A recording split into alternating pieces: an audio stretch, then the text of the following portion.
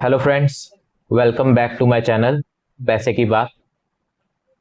Friends, आज मैं जो डिस्कस करने वाला हूँ किसी कंपनी के बारे में नहीं है, वो एक कंट्री के बारे में है और कैसे उसकी इकोनॉमिक पॉलिसीज पूरे वर्ल्ड को इफेक्ट करती है, वो देखने वाली बात है। इसका ख्याल मुझे कैसे आया, ये मैं आपको बताता हूँ। आज के इकोनॉमिक टाइम्स में अगर आप देखेंगे तो यहाँ बैंक ऑफ जापान के लिए लिखा है कि इनकी जो लॉन्ग टर्म बोरिंग्स है वो first time since 2008 market crash के बाद सब फर्स्ट टाइम कम आई है। तो ये बहुत ही इंपॉर्टेंट इवेंट है और हम इसको डिस्कस करते हैं डिटेल में कि कैसे ये सिचुएशन अराइज हुई है और क्या इसके इम्प्लीकेशंस हो सकते हैं। तो चलिए शुरू करते हैं इस पे चर्चा मेरे साथ इन पैसे की बात। फ्रेंड्स, जापान एक बहुत ही इंपॉर्टेंट कंट्री है इकोनॉमिकली, ग्लोबल सिनेरियो में देखा जाए तो। जापान की जो करेंसी है उसको येन कहते हैं और येन जो है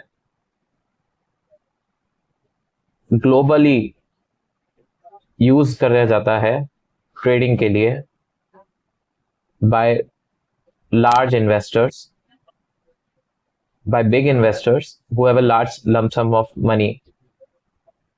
तो इसका मतलब क्या है कि देखिए, येन जो है ये जापान की जो करेंसी है, जापान में सबसे पहले क्या है, इंटरेस्ट रेट जो आप देखेंगे वो पिछले 15-16 सालों से या 20 मान लीजिए 20-22 सालों से 0% इंटरेस्ट था या नेगेटिव में था। तो इसका क्या मतलब है दोस्तों, कि अगर आप जापान के अंदर पैसा डिपॉजिट करा रहे हैं किसी बैंक में, मान लीजिए वहां का जो HDFC बैंक हो गया, मान लीजिए अगर आपने वहां पे पैसे डिपॉजिट कराया तो आपको बैंक को पैसे देने पड़ेंगे। ऐसा सिनेरियो था वहां पे, अगर नेगेटिव इंटरेस्ट रेट है तो, और जीरो है तो अगर आपने बैंक में पैसे रख दिए तो आपको कोई इंटरेस्ट नहीं मिल रहा। मतलब सीधा सीधा ये बात थी कि गवर्नमेंट कह रही थी कि भाई हमारे पास बैंक में पैसा मत रखो, इसको कहीं जाके यूज करो, इन्वेस्ट करो, ताकि इकोनॉमी जो है, जीडीपी जो है जापान का, वो ग्रो।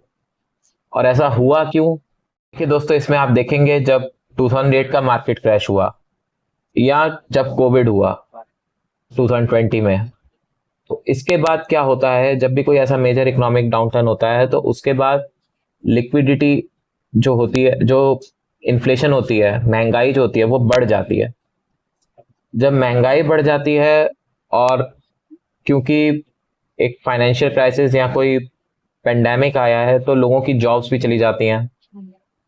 तो अगर आपकी लिक्विडिटी, आपकी अनएम्प्लॉयमेंट बढ़ गई है और महंगाई आपकी और बढ़ गई है और अनएम्प्लॉयमेंट भी बढ़ गया, लोगों के पास काम है नहीं लेकिन सामान का पैसा ज्यादा देना पड़ेगा जो ले रहे थे, तो इसको कहते हैं हम स्टैगफ्लेशन। तो जापान में ये 2 बार हुआ और इससे पहले भी 1990 में भी एक बार हुआ जब उनका एक मार्केट क्रैश हुआ। तो ये जो स्टैगफ्लेशन हुआ, इसको गवर्नमेंट ने हैंडल करने के लिए सिस्टम में लिक्विडिटी दी। लिक्विडिटी देने का मतलब हुआ कि सिस्टम, मतलब इकोनॉमिक जो सिस्टम है हमारा, उसके अंदर पैसे दिए। पैसे कैसे दिए?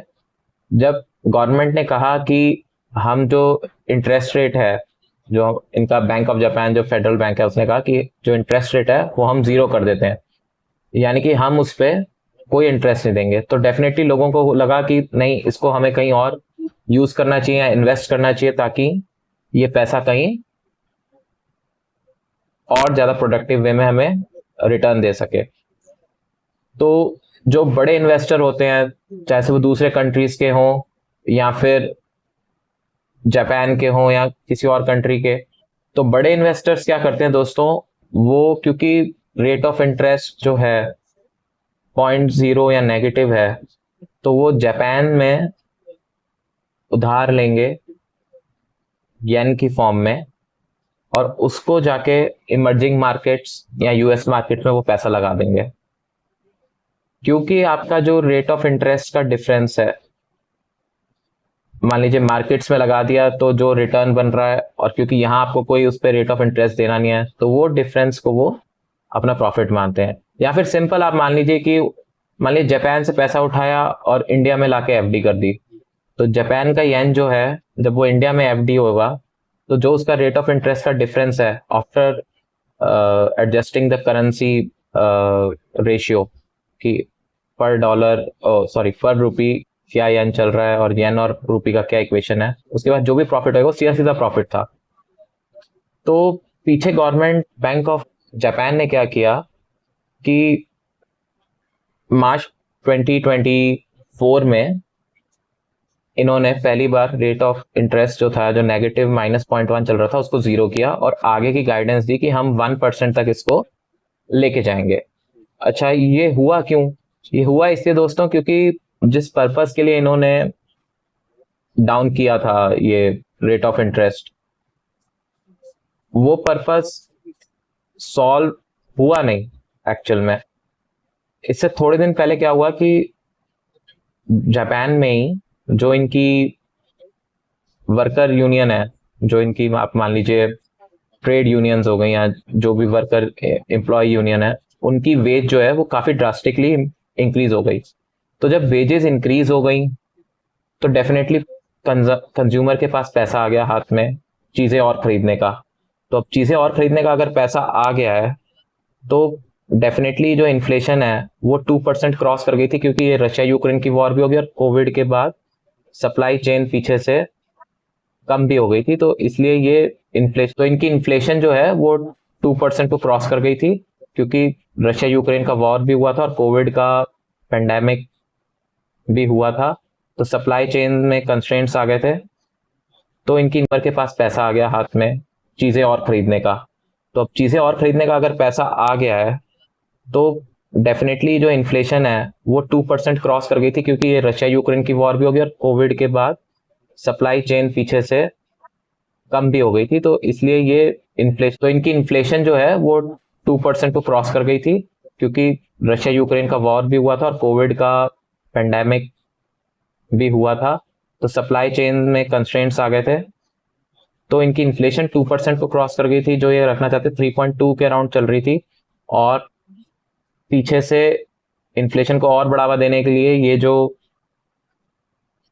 वर्कर्स की सैलरी बढ़ गई थी, इस वजह से भी और सप्लाई चेन के जो रिस्ट्रेंट्स थे वो और एम्पलीफाई होने वाले थे। तो इसलिए बैंक ऑफ जापान ने ये डिसीजन लिया कि अब से हम रेट ऑफ इंटरेस्ट को बढ़ाएंगे, ताकि जो हमारी इन्फ्लेशन है हम उसको कंट्रोल में ला पाए। जैसे ही इन्होंने रेट ऑफ इंटरेस्ट बढ़ाया, चाहे से -0.1 से 0 या 0.1 तक किया, उसके बाद ग्लोबल मार्केट में एक बहुत तगड़ा सेल ऑफ आया। वो सेल ऑफ क्यों आया दोस्तों? क्योंकि जितने लोग भी जापान से पैसा उठा के stock market, US market, Asian market में लगा रखा था, उनको जो कॉस्ट ऑफ फंड्स होता है, मतलब जो येन में खरीदने का जो पहले पैसा 0 था, अगर वो 0.1 भी बढ़ गया तो उनका तो प्रॉफिट डिफरेंस कम हो गया। इसलिए वो सारे अपने ट्रेड्स को वाइंड अप करने लगे। आप पीछे अगर यूएस मार्केट्स भी देख लीजिएगा, जुलाई, अगस्त, सितंबर में काफी डाउन गई हैं।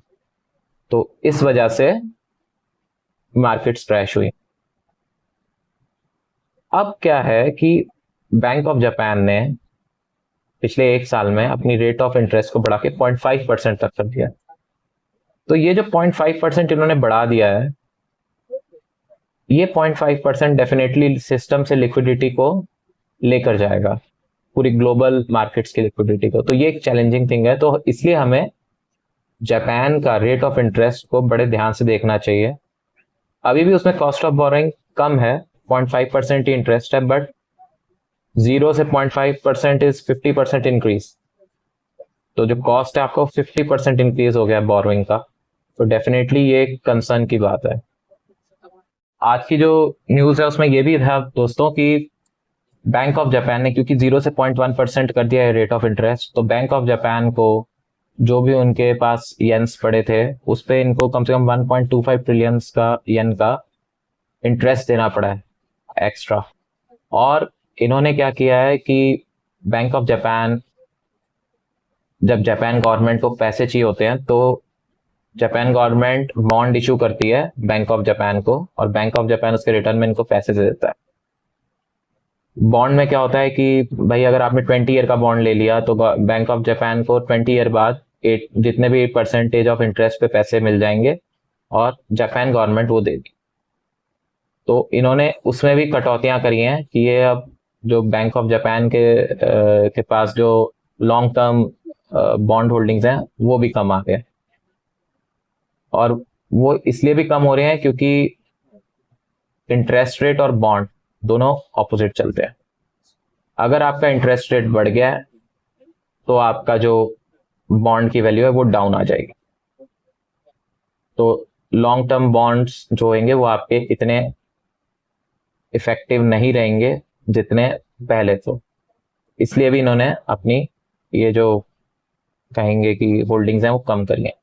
फ्रेंड्स, तो यही बातें इसमें हमें ध्यान रखनी है कैसे जापानीज येन जो है अगर वो अपनी पावर बढ़ाता है करेंसी वाइज, जब उसके इंटरेस्ट रेट बढ़ेंगे तो जापानीज येन स्ट्रांग होगा।